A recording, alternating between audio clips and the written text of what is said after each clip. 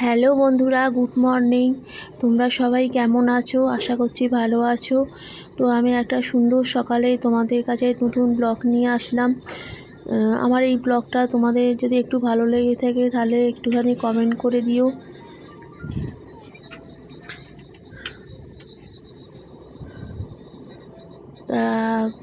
আগের ব্লগে তোমাদের দেখিয়েছিলাম আমি বড় মায়ের কাছে গিয়েছিলাম। সত্যি খুব ভালো লেগেছিল।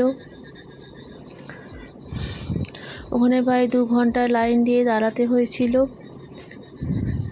এবার কাজকর্মগুলো অতটাও করে যায়নি, এবারে অনেক কাঁচাও জমে গেছে, সেগুলোই সব আজকে মানে বিরাট একটা চাপ পড়ে গেছে।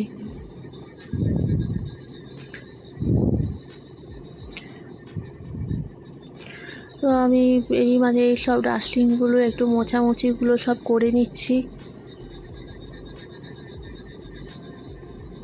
আজকে আমার হাজব্যান্ড মানে পিয়াসের আজকে ছুটি ছিল, আজকে বাড়িতে বসে কাজ করছে। অফিস থেকে কতগুলো কাজ দিয়েছে, বাড়িতে বসেই কাজ করছে। তো এই দেখো ফুল গাছগুলো দেখো গরমের মধ্যে কীরকম হয়ে গেছে, একটু পরেই জল দেবো এদের। তো আমি রান্নাঘরে চলে এলাম। তো পরোটা হবে, মাম বললেন যে পরোটা হবে, একটু আটাটা মেখে রাখ। আমি আটাটা আগে থাকতেই মেখে রাখি। দেখবে আটাটা মেখে যদি তুমি একটু থালা দিয়ে একটু ঢেকে রাখো, জিনিসটা খুব ভালো হয়। আটা মেখে সঙ্গে সঙ্গে করলে মানে রুটি কিংবা পরোটা যদি সঙ্গে সঙ্গে করো, সেই জিনিসটা দেবে অতটা নরম হয় না। কিন্তু যত মেখে তুমি জিনিসটাকে ঢাকা দিয়ে রাখবে, দেবে জিনিসটা খুব সুন্দর হয়। এই দেখো,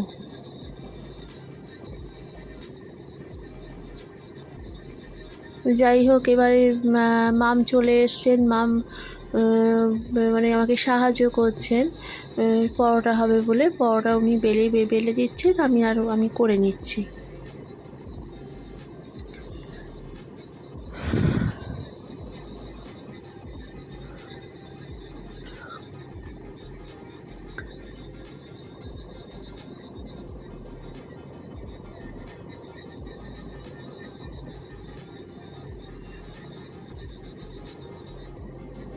এদিকে আমি বাবাই বাজার যাবেন, মানে বাজারে যাবেন। বাজার যাওয়ার আগে আমি কি করছি, তাড়াতাড়িগুলো মানে ঝাড় দিয়ে দিচ্ছি। এবার বাজার থেকে জিনিসপত্র নিয়ে আসবেন, সেগুলো সব ফ্রিজে গোছানো একটা তো বিরাট ব্যাপার, গুছিয়ে রাখা। আমি চেষ্টা করছি যে বাবাই বাজার যাওয়ার আগে আমি ঘরে যদি বাসি কাজটা সেরে নিতে পারি, খুব ভালো হয়।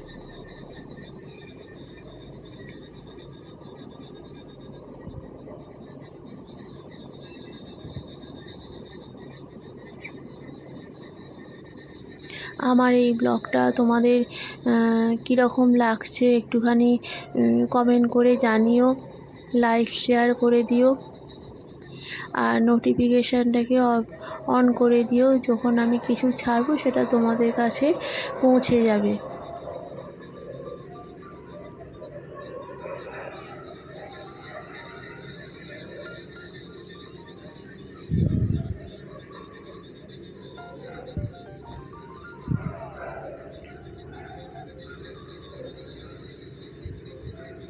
মামাকে বাড়িতে রেখে দিয়েই চলে গেছিলাম আমরা বড় মার কাছে। কেন, উনি তো আর ট্রেনে করে যেতে পারবেন না, আমরা তো ট্রেনে করে গিয়েছিলাম। ওনাকে নিয়ে যেতে গেলে গাড়ি করে ওনাকে নিয়ে যেতে হবে। তো মাম সেটাই আর কি মন খারাপ করছিলেন যে আমি দেখ আমার কি কপাল, আমি যেতেই পারছি না। আমি বললাম যে সব হবে, একটুখানি ওয়েট করো, গাড়ি করে আমরা সবাই মিলে যাবো একদিন বড় মার কাছে। ট্রেনে করে তো তুমি যেতে পারবে না, শরীর আরও খারাপ হয়ে যাবে। আর সত্যি কথা, রবিবারে ট্রেনে মানে এত ভিড় ছিল না, মানে আমি ভেবেছিলাম যে ট্রেনে ভিড় কম থাকবে। যেমনি যাওয়ার সময়ও ট্রেনে ভিড় ছিল, তেমনি আসার সময়ও ট্রেনে ভিড় ছিল। খুবই বাজে অবস্থা ছিল।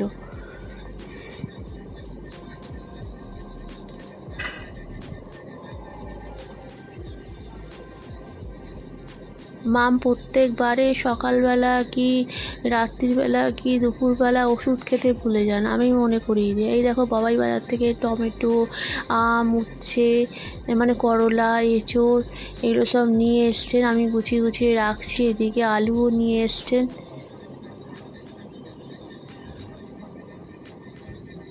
আর লঙ্কার বোটাগুলো ছাড়িয়ে রাখলে না লঙ্কাগুলো ভালো ভালো থাকে। একটু কষ্ট হয় একটা একটা করে ছাড়াতে, সত্যিই খুবই কষ্ট হয়, কিন্তু জিনিসটা আমার ভালো থাকে।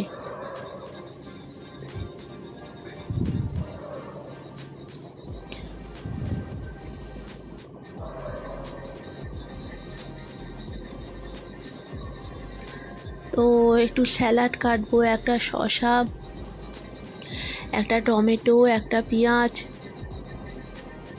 দিয়ে স্যালাড কাটবো। এই লঙ্কার বোটাগুলো সব ছাড়িয়ে রাখতে হবে।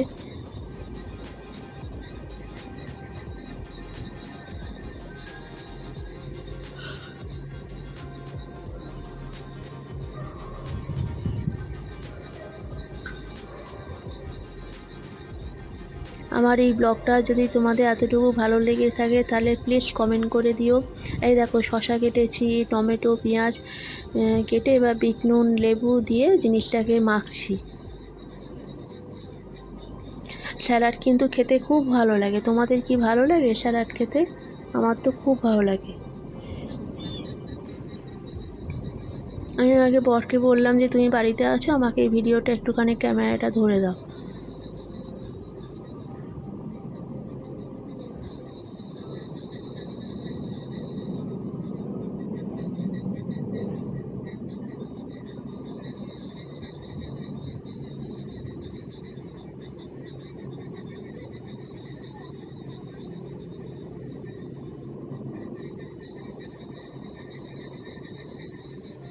তো ব্লগটা এই পর্যন্তই। টাটা, নেক্সট ব্লগে আবার দেখা হবে।